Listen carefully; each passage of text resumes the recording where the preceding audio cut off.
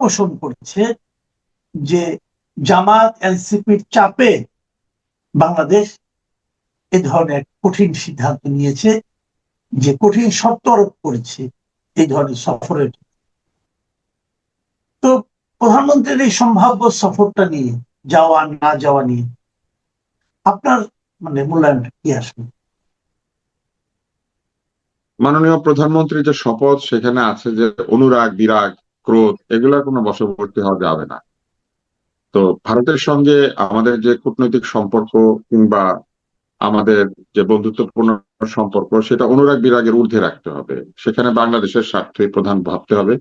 এবং মাননীয় প্রধানমন্ত্রীর যে স্লোগান, সেটা হচ্ছে সবার আগে বাংলাদেশ। সবার আগে বাংলাদেশকে রাখলে সেখানে জামাত এনসিপির কি কি মূল্য, তাই না? ফলে জামাত এনসিপির প্রেশার যদি কোনো কারণে জাতীয়তাবাদী দল অথবা মাননীয় প্রধানমন্ত্রী আমলে নেন, আমার মতে সেটা ঠিক হবে না। জামাত এনসিপি তাদের চাপ সৃষ্টি করবে মূলত তাদের রাজনৈতিক উদ্দেশ্যে। তারা চাইবে যত দ্রুত সম্ভব এই সরকারকে বিভিন্ন সরকারের বা রাষ্ট্রের সঙ্গে একঘরে পরিস্থিতি তৈরি করা যায়, কোথাও গিয়ে যেন এই সরকার কোনো জায়গা না পায়। তো সেগুলা করার জন্য তারা নানান ধরনের প্রথমে চাপ প্রয়োগ করবে, তারপরে কি বলবে জানেন? যে এই সরকার ভারতের সঙ্গে সম্পর্ক উন্নত করতে পারে নাই, এই সরকার এটা পারে নাই, সেটা পারে নাই, এইসব বলতে থাকবে। এই একই দাওয়াত যদি জামাত আর এনসিপি পাইতো, তাহলে দেখতেন যে এখনই দৌড়ে গিয়ে ওখানে বসে থাকতো। অতএব আমি জামাতার এনসিপির প্রেশারের কাছে যদি কোনো কারণে কোনো ধরনের আমলে নেওয়া বা নথি স্বীকার করার ব্যাপার থাকে, আমি মনে করি যে এটা সঠিক রাজনৈতিক সিদ্ধান্ত হচ্ছে না। জামাতার এনসিপির চাপে কেন হবে? মাননীয় প্রধানমন্ত্রী তার পরামর্শ যারা দেন তাদের সঙ্গে বসে, অথবা তিনি একাই তার যে বিচারবোধ সেটাকে কাজে লাগিয়ে তিনি ঠিক করবেন তিনি যাবেন কি যাবেন না। এটা পররাষ্ট্র মন্ত্রণালয় এটা বলছে, সে এটা বলছে, ওইটা বলছে, এটা না করে আমি আমার ওই যে বলে না যে মাই টু সেন্স আর কি, হচ্ছে যে মাননীয় প্রধানমন্ত্রী নিজেই এটা পরিষ্কার ভাবে বলে দেওয়া উচিত যে উনি যাবেন অথবা যাবেন না, শেষ। এবং এটার জন্য কারণ দেখানোর কিছু নাই। উনি যাবেন না, যাবেন না, উনি যাবেন, যাবেন, তাই না? এটা হচ্ছে ঘটনা। কিন্তু এই যে বিভিন্ন কিছুকে জড়িয়ে দিয়ে আমাকে এটা করলে ওইটা করব, এটা দিলে ওইটা হবে, ওইটা না দিলে এটা হবে না, এইগুলো হচ্ছে আমার কাছে মনে হচ্ছে যে আহ ভালো কূটনীতি না আর কি। এটা এটা আপনার আমাদেরকে কাছে কোনো উপকার, কি মনে হয়? এটা আমাদের কোনো উপকার করবে না। না, যদি আপনার কাছে আমি হাইপোথেটিক্যালি ধরা যায়, যদি আপনার কাছে প্রধানমন্ত্রী বলতেন, জানতে চাইতেন যে আমার কি এই বাস্তবতায়, বর্তমান বাস্তবতায় যাওয়া উচিত কি উচিত না, আপনি কি বলতেন? এই মুহূর্তে আমাদের সংকট কি? আমাদের সংকট জ্বালানি, বিদ্যুৎ, গ্যাস, এটা একটা বিরাট সংকট। তারপরে সংকট হচ্ছে মুদ্রাস্ফীতি। তারপরে সংকট হচ্ছে আন্তদেশীয় বাণিজ্য। এবং আপনি যদি ব্রিক্স এর কথা চিন্তা করেন, তাহলে ব্রিক্স এর যে রাষ্ট্রগুলি আছে ওইখানে, তাদের সাথে আমাদের নানা রকম সম্পর্ক রয়েছে। যেমন রাশিয়ার সাথে আমাদের পরমাণু চুল্লি, তাই না? রাশিয়ার সঙ্গে আমাদের আহ আমি মনে করি যে নিরাপত্তার ক্ষেত্রেও রাশিয়ার সঙ্গে আমাদের একটা চমৎকার সম্পর্ক বজায় রাখা উচিত। চীনের সঙ্গে আমাদের বিরাট বাণিজ্যিক সম্পর্ক, এবং চীনের সঙ্গে আমাদের সামরিক সম্পর্ক খুব ভালো। আমাদের সেনাবাহিনী প্রচুর চীনা যন্ত্রপাতি ব্যবহার করে, এবং চীন আমাদের উন্নয়ন সহযোগীও। আমাদের এখানে যে কন্ট্রাক্ট, হেভি কন্ট্রাক্টর, মানে কনস্ট্রাকশন যেগুলি হয়, সেখানকার কন্ট্রাক্টর হিসেবে চীনা প্রতিষ্ঠানগুলি কাজ করে। তারপরে যদি আপনি চিন্তা করেন ইরান, ইরান না হরমুজ প্রণালীর মালিক, এবং হরমুজ দিয়ে আমাদের জাহাজ আসতে পারে না, এবং সেটার কারণে আমরা কিন্তু সাফার করছি। তারপরে ধরেন অন্য যে দেশগুলি সেখানে আসবে, ব্রাজিল, ব্রাজিলের কাছ থেকে আমরা গম আনি, আমরা চাইলে বা অন্যান্য কৃষি পণ্য আমরা আমদানি করি, কিন্তু ব্রাজিলের কাছ থেকে আমাদের বড় কৃষি পণ্যের আমদানি আছে। ব্রাজিল কিন্তু চিনি রপ্তানি করে, ব্রাজিল গম রপ্তানি করে, ব্রাজিল সয়াবিন রপ্তানি করে, তাই না? ব্রাজিলের সঙ্গে আমাদের বাল্ক কৃষি পণ্য আমদানির একটা সম্পর্ক থাকা আছে এবং আরো থাকতে পারে। তো এইখানে ধরেন অন্যান্য যে রাষ্ট্রগুলি রয়েছে, এবং ভারতের সঙ্গে তো আমাদের একটা বিরাট সম্পর্ক রয়েছেই। আমাদের বাণিজ্য সম্পর্ক, যে বর্ডার ট্রেড, এটা না থাকলে পরে আমার ধারণা যে আমাদের অর্থনীতি ক্ষতিগ্রস্ত হবে নানান ভাবে, এবং ক্ষতিগ্রস্ত হয়েছে অন্তর্বর্তী সরকারের সময়। ফলে আমার কাছে পরামর্শ চাইলে আমি বলতাম যে উনি তার নিজস্ব এজেন্ডা সেট করে সেখানে যাবেন, এবং সেই এজেন্ডা বাস্তবায়নের জন্য উনি যতগুলি পারেন ততগুলি রাষ্ট্রপ্রধানের সঙ্গে মিটিং করার ব্যবস্থা করবেন, এবং প্রয়োজনে উনি মোদির সাথে মিটিং করবেন না, অন্য সবার সাথে করবেন, অসুবিধা নাই তো কোনো। ওইখানে তো বাধ্যতামূলক এমন কিছু নাই যে ওনাকে মোদির সাথে মিটিং করতে হবে। উনি মোদির সাথে সৌজন্য আসসালাম আলাইকুম ওয়ালাইকুম সালাম দিবেন, কিন্তু অন্যদের সঙ্গে উনি যে কোনো ভাবে হোক তার কূটনৈতিক যে তৎপরতা সেটি কাজে লাগিয়ে তিনি কিছু দেন দরবার করবেন। তার মধ্যে কি কি দেন দরবার হতে পারে? একটা দিন দরবার হচ্ছে এই পেজেশকিয়ান আসবেন সম্ভবত, মাসুদ পেজেশকিয়ান। তো সেই লোকের সঙ্গে তিনি হরমুজ প্রণালী দিয়ে আমাদের জাহাজ আসার বিষয়ে যদি একটা অনুমতি আদায় করে ফেলতে পারেন, তাহলে চিন্তা করেন আমাদের এই তেল গ্যাস সংক্রান্ত যে বিরাট জটিলতা সেটা এক নিমেষে কমে যাবে। এমনকি আমাদের এখানে তেল আসতে যে তেলের অতিরিক্ত মূল্য সেটাও কমে যাবে। তাহলে এটা একটা বিরাট সুযোগ কাজে লাগানো যেতে পারে। এরপর রয়েছে অন্যান্য দেশগুলি। রাশিয়ার সাথে আমাদের পারমাণবিক চুল্লি, এটা চালাতে গেলে পরমাণু চুল্লির জ্বালানি এখানে আসতে হবে, পরমাণু চুল্লির রক্ষণাবেক্ষণের ব্যাপার রয়েছে, পরমাণু চুল্লির যে বর্জ্য সেটা ব্যবস্থাপনার বিষয় রয়েছে, এটার জন্য আমরা তাদের উপরে নির্ভরশীল। ফলে ভবিষ্যতে নিরবচ্ছিন্ন পরমাণু বিদ্যুৎ পাওয়া এবং এই পরমাণু বিদ্যুৎ প্রকল্পের অন্য চুল্লিগুলিকে বাস্তবায়ন করা, এইটা কিন্তু আমাদের একটা দরকার। সেই বিষয়ে আলাপ আলোচনা হয়ে যেতে পারতো, এবং ডিজেল আনা, এবং এই ডিজেল কিন্তু আমরা এর আগে এনেছি ভারতের ভিতর দিয়ে। তো এই ডিজেলের বিষয়ে আমরা কথা বলতে পারতাম রাশিয়ার সাথে। রাশিয়া থেকেও কিন্তু আমরা গম এবং অন্যান্য কৃষি পণ্য আনার ব্যাপারেও আমরা কথা বলতে পারি। এখন প্রবলেমটা কোথায়? ইউনুস একটা চুক্তি করে গিয়েছে, এবং সেই চুক্তি করার কারণে কিছু বলতে গেলে আমাদেরকে আমেরিকার সাথে আলাপ করা লাগে, এরকম একটা ধারণা এখন সকলের মনেই স্থাপিত হয়েছে। কিন্তু সেই ধারণাটিকেও কমিয়ে দেওয়া সম্ভব হতো যদি ধরেন কোনো আলাপই হয় নাই, তবু রাশিয়ার সাথে চীনের সাথে এই গল্পগুজব হয়ে আসলো, তারপরেও কিন্তু এই ধারণাটা ফিকে হয়ে যেত যে না, রাশিয়ার সাথে আমরা কথা বলি, আমরা চাইনার সাথে কথা বলি, আমরা স্বাধীনভাবেই বলি। আমাদের পররাষ্ট্র নীতি সংক্রান্ত স্বাধীনতা শুধু ভারতের সাথে দেখাবেন আর অন্যান্য জায়গায় দেখাবেন না, ইন্ডিয়ার আমেরিকার কাছে সব জিজ্ঞাসা করবেন, এরকম একটা যে মত চালু হয়েছে, এটা তাহলে ফিকে হয়ে যেত, অথবা এই প্রচারণাটা অনেক দুর্বল হয়ে যেত। চীনের সঙ্গে আমাদের যে বাণিজ্য সম্পর্ক, সেখানে যদি আমরা লেনদেনে চীনের মুদ্রা অথবা অন্য মুদ্রা ব্যবহার করতে পারি, সেটা কিন্তু কোনো অসুবিধাজনক না। কিন্তু আপনি দেখেন ওইখানেও আমাদের ওই আমেরিকান চুক্তি বাধা দিবে। অতএব এই আলোচনাগুলি হতে পারতো যে আমাদের যখনই বৈদেশিক মুদ্রার সংকট হবে আমরা অন্য মুদ্রা ব্যবহার করতে পারবো কিনা। সবসময় আমরা ডলারে কেনাবেচা করি, ডলারে কেনাবেচা করতে হবে কেন? কেউ যদি আমাকে এসে বলে আমাকে ডলার দিয়েন না, আমাকে অন্য মুদ্রা দেন, আমি দিতে পারবো না কেন? এইগুলা হচ্ছে প্রকৃত সার্বভৌমত্ব এবং স্বাধীন সিদ্ধান্ত। এইসব সিদ্ধান্তগুলি না নিয়ে উপরে উপরে মানে এক ধরনের বক্তব্য দেওয়া, যে বক্তব্য আসলে শেষ পর্যন্ত বাস্তবে পরিণত হয় না, সেইগুলি আমাদের পররাষ্ট্র মন্ত্রণালয় করছেন। পররাষ্ট্র মন্ত্রণালয়ের যে চিঠি সেটা বেশ জোরালো, কিন্তু কিরকম জোরালো? এটা রাজনৈতিক ভাবে জোরালো, এটা কূটনৈতিক ভাবে জোরালো না। এরপরে ধরেন ভারত শেখ হাসিনাকে ফেরত দিতে চায় না, ভারত হাদির হত্যাকারীদেরকে ফেরত দিতে চায় না, মনে করেন ভারত কাউকে ফেরত দিতে চায় না, তাহলে ফেরত আনতে গেলেও তো তাদের সঙ্গে আমাদের কথাই বলতে হবে। আমরা কি এখন বন্দুক পিস্তল নিয়ে ভারতে গিয়ে তাদেরকে বাধ্য করতে পারবো যে এই দিয়ে দাও? পারবো না। তাহলে সেখানে আমাদের কথাই একমাত্র জায়গা। তো সেটা যদি হয় তাহলে সেই আলোচনাটা উন্মুক্ত করে দেওয়া যেত। ওইখানে যদি মোদির সঙ্গে আলোচনা হয় তাহলে মোদির সঙ্গে সেই আলোচনাটাই প্রথমে বলা যেত।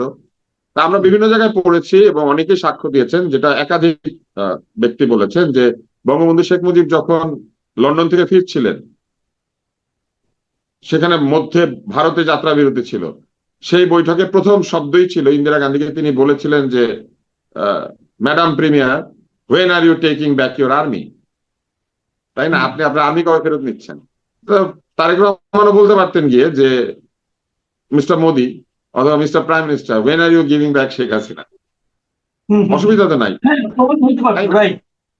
হ্যাঁ, এই আলাপটাই হতে পারতো। সেইটা যদি হয় তাহলে সেটাই হতো সত্যিকার অর্থে চোখে চোখ রেখে কথা বলা। কিন্তু আমি যাব না, না গেলে তো কথাটা হবে না। আর ধরেন এখন যদি আমরা গেলাম না, পরে আমাদের আমন্ত্রণে মোদিও আসলো না, আমরা প্রতিবেশী লড়াই করলাম, রাশিয়ার জায়গায় চীনের জায়গায় ব্রাজিলের জায়গায় যে যার জায়গায় চলে গেল, তুরস্কের জায়গায় চলে গেল, ইরানের জায়গায় চলে গেল, তাই না? আফ্রিকার যে নেতারা আসছেন তারাও তাদের জায়গায় চলে গেল। তা আমাদের কি হইলো? না হইলো তাদের সাথে দেখা, না হইলো বন্ধুর সাথে দেখা। তো ব্যাপারটা কেমন হইলো? ব্যাপারটা এরকম হলো গানের মতো, বন্ধু 3 দিন তোর বাড়িতে গেলাম, দেখা পাইলাম না, গাং পার হইতে 6 আনা, ফিরা হইতে 6 আনা, আনা 12 আনা উসুল হইলো না। আনা 12 আনা উসুল হইবো না, ওদিকে যে 4 আনার লোকজন গুলা তারাও চলে গেল, বন্ধুর পাশের বাড়ির লোকগুলা বন্ধুর বাড়ি বেড়াইতে আসছিল, তাদের সাথেও দেখা হলো না। তো এটা আমার কাছে মনে হয় যে এটা কূটনৈতিক ভাবে আমার কাছে মনে হয় এটা রিভিজিট করা দরকার, নতুন ভাবে চিন্তা করা দরকার, যে আমরা আমাদের কাজে লাগাবো। কে মানে আপনাকে কি বলে দাওয়াত দিল, আসলে এটা তো আমাদের কিচ্ছু আসে যায় না। আমাদের মাননীয় প্রধানমন্ত্রী আমাদের প্রধানমন্ত্রী, ওনাকে বিমস্টেকের প্রেসিডেন্ট অথবা প্রধানমন্ত্রী অথবা বেগম জিয়া এবং প্রেসিডেন্ট জিয়ার সন্তান, যেভাবে দাওয়াত দেওয়া হোক, দাওয়াত তো উনি পেয়েছে, and he is our representative G. and he will আচ্ছা, serve our interest. তো উনি যেখানেই যাবেন উনি তো আমাদের কথাই বলবেন। তো কে ওনাকে কি বলে দাওয়াত দিয়েছে এটা আসলে আমার কাছে মনে হয় না তেমন কিছু আসে যায়, কেননা বিমস্টেকের প্রেসিডেন্ট উনি কিন্তু বাংলাদেশের প্রাইম মিনিস্টার, এই জন্যই, রাইট। তাই না? হ্যাঁ, অতএব আমরা তো আমার কাছে মনে আমাদের হয় এইখানে জামাতার এনসিপি একটা সুবিধা পেয়ে গেল আর কি, পেয়ে যাবে যদি উনি না যান। রাইট। আপনি আমাকে একটা কথা বলেন, আমি একটু আমাদের জাতীয় ইস্যুতে একটু আসছি, যে এই সময়ে তো আমাদের দেশে গ্যাস এবং বিদ্যুৎ এই দুইটা সংকট খুবই তীব্রভাবে দেখা দিয়েছে। তো নানাভাবে নানা কথা বলা হচ্ছে। আজকে সর্বশেষ একটা খবর পড়লাম যে অলরেডি গ্যাস সরবরাহে মানে আপনার বিদেশ স্ট্যান্ডার্ড একটা নিউজ করেছে যে গ্যাস সরবরাহে নেই উন্নতি, বন্ধ হয়ে গেছে 900-র বেশি টেক্সটাইল মিল। তার মানে আমাদের যেটা সবচেয়ে গুরুত্বপূর্ণ খাত, আমাদের এই যে তৈরি পোশাক খাত যেটা, তাছাড়া ইস্পাত, কাগজ, অন্যান্য যে খাতগুলো আছে যেগুলো গ্যাসের উপর নির্ভরশীল, গ্যাসের কারণে কিন্তু এগুলো বন্ধ হয়ে যাচ্ছে। এবং বন্ধ হয়ে যাওয়ার নেট রেজাল্টটা আমাদের অর্থনীতি কিন্তু মুখ থুবড়ে পড়বে। এখন আমাদের আমি দেখছি যে এইখানে সরকারের উপদেষ্টারা বলছেন এর জন্য তারা দায়ী না, এর জন্য আওয়ামী লীগ সরকার দায়ী। তো আওয়ামী লীগ সরকার যদি কোনো অঘটন ঘটিয়ে থাকে, সমস্যা করে থাকে, এই সরকার তো 6 মাস সময়ও পেয়েছে। তো 6 মাসে তারা কি করতে পারলো তাহলে? তাহলে এই সংকটগুলিকে আপনি কিভাবে দেখছেন? এইখানে একটা বিভ্রান্তি আছে, এটার জন্য আওয়ামী লীগ সরকার দায়ী না, এটার জন্য অন্তর্বর্তী সরকার দায়ী। এই যে এলএনজি টার্মিনাল, এটা প্রথমে একটা ছিল, তারপর এটা দুইটা হয়েছে, এবং তারপরে আওয়ামী লীগ সরকার আরো এলএনজি টার্মিনাল প্রয়োজন এটা বুঝতে পেরে তারা কন্ট্রাক্ট দিয়েছিলেন। সেই কন্ট্রাক্টের একটা গিয়েছিল সামিটের কাছে, বা হয়তো দুইটাই গিয়েছিল, আমি এই মুহূর্তে মনে পড়ছে না, তবে সামিট যে একটা পেয়েছিল এটা আমি জানি। এখন অন্তর্বর্তী সরকার এসে সামিট কেন পেলো ওই জন্য সেগুলা ক্যান্সেল করে দিয়েছে। তো ক্যান্সেল করে দিলে বিকল্প সূত্রে এই জিনিসটা আনা দরকার ছিল। এই যে এলএনজি টার্মিনাল আরো দরকার, এটা তো কোনো ভুল না, এটা তো সত্য, এবং আওয়ামী লীগ সরকারের সময় ঠিক হয়েছিল যে আরো এলএনজি টার্মিনাল লাগবে। তাহলে প্রয়োজনটা ঠিক আছে। এখন যে চুরি করে বা দুর্নীতি করে সে প্রয়োজনের জায়গাটা থেকেই দুর্নীতি করে। যেটা দরকার ওইটা কিনে আপনি দুর্নীতি করতে পারবেন, বেদরকারি জিনিস কিনে তো দুর্নীতি করা যায় না। তো আওয়ামী লীগ সরকার দুর্নীতি করত, সেই অজুহাতে আপনি ওই কন্ট্রাক্টগুলি বাতিল করে দিলেন, কিন্তু সেই কন্ট্রাক্টের বদলে নতুন এলএনজি টার্মিনাল পাওয়ার কন্ট্রাক্ট কিন্তু অন্তর্বর্তী সরকার ইস্যু করে যায় নাই। এবং যখনই এই যে অ্যাক্সিলারেটেড এনার্জির এলএনজি টার্মিনাল আগুন ধরে গিয়েছে, তখনই যে সংকটটা তৈরি হয়েছে, সেই সংকটের কারণে এলএনজি টার্মিনালে গ্যাস দেওয়ার জন্য জাহাজ এসেছে, কিন্তু সেই জাহাজ টার্মিনাল নাই বলে দিতে পারেনি। এখন এখানে একটা অদ্ভুত অবস্থা, চিন্তা করেন, যে কোনো টার্মিনালে দুর্ঘটনা হতে পারে, এটার কোনো রিডান্ডেন্ট ব্যবস্থা এই যারা এই টার্মিনাল গুলো নিয়েছে তাদের নাই। অর্থাৎ একটা নষ্ট হলে সেখানে তাড়াতাড়ি আরেকটা এনে দিয়ে নিরবচ্ছিন্ন সরবরাহ বজায় রাখার বিষয়টা ভালোভাবে হয়তো নাই, যে কারণে এরা মেরামত করছে কিন্তু সঙ্গে সঙ্গে এইটাকে ব্যবস্থা করতে পারে নাই। এবং এটা সঙ্গে সঙ্গে ব্যবস্থা করতে গেলে যে রিডান্ডেন্সি থাকার কথা, সেটার ক্যাপাসিটি অ্যাক্সিলারেটেড এনার্জির আছে বলে আমার মনে হয় না। এইবার আসেন রিডান্ডেন্ট ব্যবস্থা, এইটা চালু করার জন্য যে নতুন টার্মিনালের প্রয়োজন, এই টার্মিনালগুলি কিন্তু দোকানে বানিয়ে বসে থাকে না লোকে, কেননা এই ধরনের ব্যবসা করে বিরাট বিরাট কোম্পানি অথবা রাষ্ট্র। এগুলির অর্ডার আসলে এগুলি বানানো হয়, এগুলো এমন না যে আপনি দোকানে গেলেন কিনে নিয়ে আসলেন। তো একটা লোক কন্ট্রাক্ট পায়, পেলে অর্ডার দেয়, দিলে ওটা বানানো হয়, তারপরে 3 মাস 6 মাস পরে ওটা ডেলিভারি হয়। তো এই জিনিসগুলি একটা পাইপলাইনের মধ্যে রাখতে হয়, এবং সেটা ছিল, ধরেন সেটার সঙ্গে দুর্নীতিও পাইপলাইনে ছিল, কিন্তু অন্তর্বর্তী সরকার তথাকথিত দুর্নীতি বন্ধ করার নামে কাজটাই বন্ধ করে দিয়েছে। এবং এই কাজ তো তারা আরো সব জায়গায় করেছে, তারা টিকা বন্ধ করেছে, তারা স্বাস্থ্যসেবা বন্ধ করেছে, এইডস এর ওষুধ বিতরণ বন্ধ করেছে, তারা তথ্য আমাদের বেতন বন্ধ করেছে, তারা সিটি কর্পোরেশন গুলি আরবান হেলথ কেয়ার প্রজেক্টের যে আরবান হেলথ কেয়ার সেন্টার গুলো আছে সেগুলোর বেতন বন্ধ করে দিয়েছে। এরকম বহু জায়গা তারা ধ্বংস করেছে। বাংলাদেশে যে কার্যক্রম পরিচালিত হয়, কার্যক্রম জনগণের জন্যই হয়, সেখান থেকে কেউ চুরি করে অথবা করে না। আপনি কাজ বন্ধ করে দিয়ে তো আপনি চুরি বন্ধ করবেন না। ব্যাপারটা এরকম হইলো না যে দাঁতে ব্যথা করে সব দাঁত ফেলে দিলেন, কিন্তু আলগা দাঁতেরও ব্যবস্থা রাখেন নাই।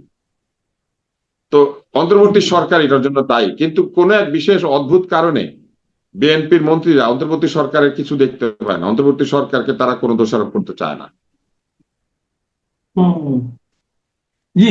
আচ্ছা, এবং আমি এখন যে অবস্থাটা তৈরি হয়েছে, নতুন জি টার্মিনাল আসবে, আসলে এটা লাগলে পরে এই নতুন টার্মিনাল আহ কাজ করবে। কিন্তু দেখেন বিএনপিকে এখন কি করতে হয়েছে, বিএনপিকে এখন দ্রুত ভিত্তিতে জরুরি ব্যবস্থায় কন্ট্রাক্টটা কাউকে দিতে হয়েছে। তো ভবিষ্যতে আরেক সরকার যদি কোনোদিন আসে, এসে বলবে বিএনপি এখন কেন এটা এইভাবে দিল, এইখানে ফাউল প্লে ছিল। এই যে অবস্থাটা তৈরি হলো, এটার জন্য অন্তর্বর্তী সরকার দায়ী। অথচ ওই কন্ট্রাক্ট অব্যাহত থাকলে এখনই আপনার কাছে আরো একটি বা দুটি এলএনজি টার্মিনাল থাকতো। জি। আচ্ছা, আমরা আলোচনা শেষ করব। শেষ পর্যায়ে একটা ভিন্ন প্রসঙ্গ আপনার সঙ্গে আলাপ করতে চাই। ঢাকা শহরে আমরা দেখতে পাচ্ছি যে কালকে থেকে পিঙ্ক বাস তাদের সার্ভিস শুরু করেছে। এখানে কয়েকটা জিনিস, এক নম্বর হলো পিঙ্ক বাসটা পিঙ্কই হতে হবে কেন, আবার হওয়ার প্রয়োজনও আছে কিনা। আবার বাসের যারা ড্রাইভার হচ্ছেন তাদেরও দেখলাম পোশাক আশাক হিজাব এবং পিঙ্ক পিঙ্ক কালারের হিজাব, এটাও কিছু ইঙ্গিত বহন করে। আবার কিছু নারীবাদী মানুষ যারা আছেন তাদেরকে বলতে শুনলাম, ওনারা বেশ ক্ষুব্ধ হয়ে ওনারা বলছেন যে এখন পিঙ্ক বাস হয়েছে, আগামী দিকে পিঙ্ক রোড হবে কিনা, এ ধরনের ব্যঙ্গ তারা করছেন। এই যে পিঙ্ক বাস চালু হওয়ার যে প্রজেক্টটা, এটাকে আপনি আসলে কিভাবে দেখছেন? এই যে গোলাপি রঙের বাস, এটার প্রথম সমস্যা হচ্ছে নারীর রং গোলাপি, এটা কে ঠিক করে দিল? এটা একটা পুঁজিবাদী ব্যবস্থার একটা ব্যাপার। পুরুষের রং নীল, নারীর রং গোলাপি। নারী তার মেনস্ট্রুয়াল সাইকেল ঠিক করার জন্য যে পিল খায়, সেই পিলের রং গোলাপি। পুরুষ তার উত্থান রহিত পুরুষেরা যে ভায়াগ্রা খায়, সেটার রং নীল। এখন আপনি নিশ্চয়ই বুঝতে পারছেন এটা আন্তর্জাতিক একটা প্রক্রিয়া। সেই প্রক্রিয়ায় পুরুষের রং নীল আর নারীর রং গোলাপি, এই যে কাজটা করা হয়েছে, এটাই একটা অ্যান্টি ফেমিনিস্ট কাজ। আপনি নারীকে একটা রং দিয়ে, পুরুষকে একটা রং দিয়ে চিহ্নিত করবেন কেন? নারী পুরুষ উভয় সমান, তাই না? দ্বিতীয় হচ্ছে, নারীর জন্য আপনি আলাদা বাস করলেন, এতে করে কি লাভ হলো? ওইখানে নারীরা নারীদের সাথে চলাফেরা করলো, এটা বেগম রোকেয়া নারীস্থান হয়ে গেল বাসটা। কিন্তু আমাদের দরকার কি ছিল? আমাদের দরকার ছিল সকল বাসের মধ্যে নারীর নিরাপত্তা নিশ্চিত করা। পুরুষের সঙ্গে সে গাড়িতে উঠবে, পুরুষ তাকে উৎপাত করলে পুরুষের শাস্তি হবে, পুরুষ এই ধরনের উৎপাত থেকে বিরত হবে, তাই না? সেটা আপনি নিশ্চিত করলেন না। কিন্তু আপনি বললেন, ও তোমাকে এরকম করে, তাহলে ওই যে তোমার আলাদা বাসে উঠে পড়ো। এটাকে বলে সেগ্রিগেশন, তাই না? এই সেগ্রিগেশন বিভিন্ন দেশে বর্ণবাদীরাও করে কিন্তু, বা করতো। সেটা হচ্ছে সাদা চামড়াদের আলাদা বাস আর কালো চামড়াদের আলাদা বাস। তো এইখানে ধরেন পুরুষের আলাদা বাস, নারীর আলাদা বাস, ব্যাপারটা কেমন হলো?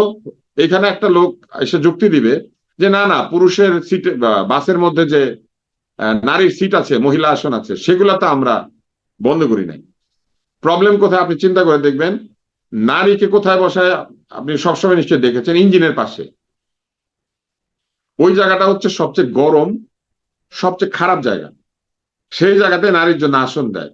আমাদের ছোটবেলা আমরা দেখতাম বাসের যে ইঞ্জিনটা আছে, ওইটার উপর গদি দিয়ে ওইটার উপর নারীকে বসতে দিত। ওইটা সম্পূর্ণ গরম, উত্তপ্ত ওই জায়গাটা, ওটার উপরে গদি দিয়ে নারীকে বসতে দিত, এবং ড্রাইভারের পাশে বাম দিকে কয়েকটা সিট নারীর জন্য দিত। এরপরে যখন বাসের আধুনিক হয়ে গেল, তখন সামনের 2টা বা 4টা সিট নারীকে দেয়। নারী বাসের যে কোনো জায়গায় বসবে, নারীকে কেউ উৎপাত করবে না। নারীর জন্য পুরা বাংলাদেশ, নাকি নারীর জন্য বাংলাদেশের একটা জায়গা আপনি আলাদা করে দিবেন যে আপনার ওইখানে ঢুকলে নিরাপদ? এইটার যে বিপদ আছে, বিপদটা হলো কিছুদিন পর আপনি কক্সবাজারে গেলে দেখবেন নারীর জন্য আলাদা সৈকত। ঠিক আছে? হোটেলে নারীদের আলাদা রুম, সেখানে গোলাপি দরজা, পুরুষের জন্য নীল দরজা। আর ধরেন জামাই বউ একসাথে গেলে অর্ধেক নীল অর্ধেক গোলাপি। এইগুলি ঠিক হচ্ছে না, এগুলি ভুল। একটা জাতি যখন সভ্য হয়, তখন সেই সভ্য জাতি নারীকে সমকক্ষ মানুষ হিসেবে দেখতে শিখে। আমরা এখন কি দেখছি? নারী দুর্বল, এই জন্য তাকে আলাদা একটা বাসে দাও, এবং সেই বাসের ড্রাইভার এবং কন্ডাক্টর উভয়ই নারী হবে। মানে তারা উত্তক্ত করার কেউ ওখানে নাই। কিন্তু এটা ভালো হইতো যদি পুরুষেরা ওইখানে কাজ করতো এবং উত্তক্ত করতো না, সম্মান করতো। নারীর অভিযোগ কি? নারীর অভিযোগ হলো, নারী যখন গাড়িতে উঠে আপনি খেয়াল করবেন তার পিঠে হাত দিয়ে তাকে তোলার একটা ব্যবস্থা করে কন্ডাক্টররা, এটা নারীর আপত্তি করে। সেটা বন্ধ করেন। নারীকে সামনে বসানো হয় একটা আনকমফোর্টেবল জায়গায়, নারীকে বাসের মধ্যে উত্তপ্ত হইতে হয়। নারী দাঁড়িয়ে থাকলে নারী অস্বাভাবিক একটা পরিস্থিতি উপলব্ধি করেন। এই জায়গাগুলি থেকে নারীকে উদ্ধার করে আনা হচ্ছে একটা সভ্য দেশের কাজ। সিঙ্গাপুরে গেলে কি নারী গোলাপি বাসে চড়ে? তো সেখানে নারীর অধিকার নাই। মালয়েশিয়া গেলে গোলাপি বাসে চড়ে, ভিয়েতনামে চড়ে, চায়নায় চড়ে, ভারতে চড়ে, পাকিস্তানে চড়ে। এখন তো পাকিস্তান অনেকের উদাহরণ। তো জি আমি মনে করি যে এটা একটা সাময়িক ব্যবস্থা হইতে পারে, কিন্তু এই ব্যবস্থাটা আদতে নারীদের কোনো উপকার করবে না, এবং এই ব্যবস্থাটা লুজিং হবে। কেন লুজিং হবে? কেননা একটা বাস তার পুরা ট্রিপে শুধু নারী দিয়ে ভরে যাওয়ার মতো এরকম অবস্থা নাই। নারী যখন অফিসে যায়, পুরুষও তখন অফিসে যায়। ফলে ওই জি সময় নারীদেরকে এই বাসের বাইরেও অন্য বাসে উঠতে হবে। এই বাসগুলি ভরা থাকবে, কিন্তু নারীকে অন্য বাসে উঠতে হবে। কিন্তু অফ পিক আওয়ারে এই বাসগুলি সম্পূর্ণ খালি থাকবে। হুম হুম হুম হুম। সন্ধ্যার পরে এই বাসগুলোতে আপনি যাত্রী পাবেন না প্রায় বলতে গেলে। এবং এই বাসগুলি এখন একটা নতুন অবস্থায় যাবে, যেটা আমি এইভাবে ভবিষ্যৎবাণী করা ঠিক না। এই বাসগুলিকে চিড়িয়াখানার মতো মানুষ রাস্তা থেকে দাঁড়িয়ে দাঁড়িয়ে দেখবে। এবং তার জি, মধ্যে অনেক সবচেয়ে ভালো যেটা হবে। আমাকে সবচেয়ে বেশি আহত করেছে যেটা, সেটা হচ্ছে বাসে যদি দিবেন, নতুন বাস দিতেন, ইভি দিতেন, ইলেকট্রিক বাস দিতেন। জি যে বাসগুলো ভালো দেওয়া বাসগুলো হইলো ছিল, এগুলা হ্যাঁ। সেই বিআরটিসির লক্কর ঝক্কর বাস গোলাপি রং করে দিয়ে দিল। তো সে বিআরটিসির লক্কর ঝক্কর বাস কেন দিতে হবে? নারীর জন্য নতুন ইভি, ইলেকট্রিক ভেহিকেল, নতুন বাস, ফুল এসি এটা দিতেন, তাইলে আমরা বুঝতাম যে না, গোলাপি বাসে তারা বেশি সুবিধা পাচ্ছে, তাইলেও একটা আশ্বস্ত হইতাম। কিছু বদলায় নাই, কিন্তু জি, বাসের রংটা বদল হয়েছে। আর এখানে শুধু মেয়েরা উঠবে, মেয়েরাই থাকবে। বুঝছেন, এই বাসে হুম, উঠে মেয়েরা মেয়েরা হয়তো তার চালাবে। হিজাবটা সরিয়ে দিয়ে বসতে পারবে, এতটুকুই। এছাড়া তো আমি আর কোনো এটা থেকে নারীর বিশেষ জি, উপকারের কোনো কারণ দেখি না। অনেক আর নারী যে ধন্যবাদ। বাস থেকে নামবে, কামাল ভাই, নারী হুম। যে বাস স্ট্যান্ডে নামবে, সেই বাস স্ট্যান্ড নিরাপদ? নারীর জন্য ফুটপাত নিরাপদ? আমি আপনাকে একটা জিনিস বলে শেষ করি। আপনি দেখবেন ঢাকা শহরে ব্যাকপ্যাক আছে। আমাদের দেশে রাইট। ব্যাকপ্যাক পুরুষেরা পিঠে ঝুলায়, নারীরা সামনে ঝুলায়। হ্যাঁ, এটা ভয়ঙ্কর নারীদেরকে কিন্তু একটা কথা। দেখবেন, নারীরা দেখবেন তার ব্যাগটা সামনে ধরে এইভাবে, ব্যাগটা উল্টা করে ধরে এইভাবে। কি কারণে? নারীকে এই প্রশ্নটা করেছেন? তো আপনি জি নামার পরে অনেক। নারী নারী এই বাসটা থেকে নামলো, নামার পরে সে যে জঙ্গলটা, সেই জঙ্গলটা পরিষ্কার হয়েছে? ফুটপাতটা নিরাপদ? বাজারটা নিরাপদ? পিছন থেকে তাকে যে বাজে কমেন্ট করে সেই লোকগুলাকে ফুটপাতে থাকবে না, তাদের কোনো শাস্তি হবে? রাস্তায় তাকে পোশাক নিয়ে যে হ্যারাস করে সেটা বন্ধ হবে? গতকাল আমি একটা স্ট্যাটাস দেখেছি, একজন নারী আর পুরুষ তার একটা পরে রাস্তায় দাঁড়িয়ে খাবার খাচ্ছিলেন, তাকে একজন গিয়ে প্রশ্ন করেছে, আপনারা কি স্বামী স্ত্রী? তাহলে এখানে দাঁড়াবেন না। স্বামী স্ত্রী না হলে কেউ দাঁড়িয়ে একসঙ্গে কোনো জায়গাতে খেতে পারবে না? মানুষ যখন হজ করতে যায়